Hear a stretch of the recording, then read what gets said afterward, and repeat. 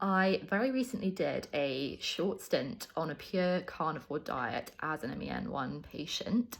I've been asked a few questions and here I am to answer them. The first question is about the idea of approaching eating meat after having been a vegetarian. So all the answers I'm going to provide to these questions come from my own personal experience, and it's so important to remember that just because I'm an MEN1 patient and a certain diet works or doesn't work for me is not going to be the same for you. So you have to be your own researcher first and foremost. I think with vegetarianism, and the idea of coming back to eating meat, it can seem like such a big jump. There's also pescatarianism in the middle. I think if I were in this situation, I'd be thinking about perhaps fish that I can eat, shellfish, seafood as well. I actually prefer fish to meat. Not only do I know that it's much better for me in terms of nutritional value, particularly fatty fish, short chain fatty acids are absolutely amazing for my health and have been amazing. It's super easy to cook. I really, really love fish. So I think potentially if you're a vegetarian and the idea of going back to meat, if you wanted to try something more carnivore like, and that's too big a step, like try a little bit of fish if that seems okay to you. The next question I was asked is about kidney stones. So it's super important to remember, again, like I said at the beginning, just because a carnivore diet works for me in my health does not mean it's going to work for you in yours. And in MEN1, one of the things we have to look out for is kidney stones, and that is because of excess calcium in the blood. And there have been links made in places between a carnivore diet and an increased risk of kidney stones. So what I would say is if you've been given professional advice that would make you refrain from going near too much meat or too much fish or animal products, you absolutely must follow that in the first instance and always run any dietary changes past your professionals. That is super duper important. I think if I were in a situation where I wanted to try and eat more meat or more fish or a carnivore diet and I already had a risk of kidney stones, what I'd be doing is looking at alternatives that would help me get my gut into a better place where the risk isn't quite so high. And the best alternative that I know of is to be more conscious around ultra processed food. The reason being, ultra processed food is super duper high in sodium, salt already, and also in bad fats. Basically, once those are removed from the diet, the body isn't having such a difficult time processing those, and adding in potentially meat and fish on top is not going to necessarily aggravate the kidneys in the same way.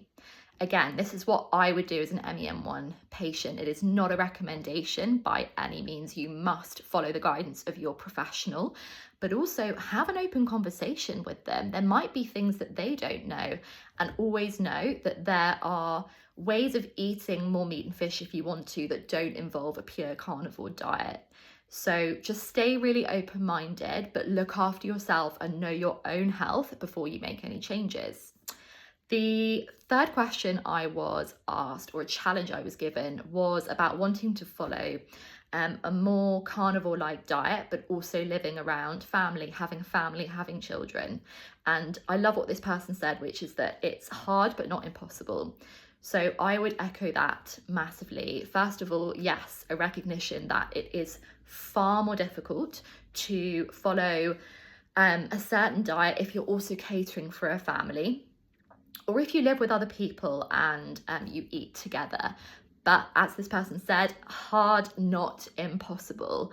If I were in this situation, and I'm not because I live alone, but if I were with family or having to cater for other people, I would be thinking about sharing the experience and being open about it, rather than necessarily teaching or preaching, which is one of the traps that I've fallen into in the past, because that can make other people more resistant to what we're doing and then in turn make the situation more difficult for us. Letting other people do what they want to do is the most important thing. That said, openness, sharing, it really might be that someone else who's living with you is kind of curious and wants to jump in and wants to get involved.